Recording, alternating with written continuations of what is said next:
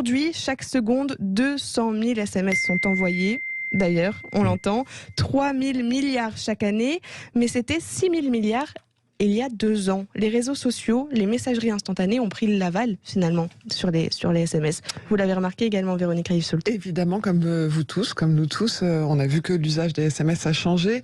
Ceci dit, les SMS ont pris une nouvelle fonction, ne vont pas disparaître demain. Vous l'avez dit, il y a une fonction un peu administrative qui existe.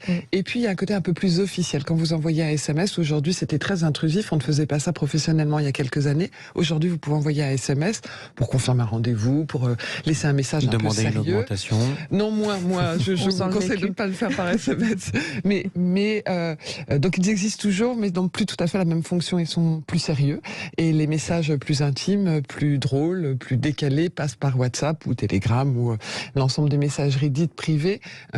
Et puis évidemment, il y a les réseaux sociaux et c'est une autre façon de s'interpeller. En particulier pour la jeune génération, il y a Messenger ou Instagram qui sont des moyens pour communiquer directement. Et donc le SMS est un peu plus ringard pour eux et définitivement associé à l'administratif, à votre 3D Secure ou au code du livreur. Exactement, le 3D Secure justement pour payer par son smartphone. Vous avez pu estimer l'âge du réalisateur du Grand Matin Week-end à la sonnerie de SMS qu'il a employé.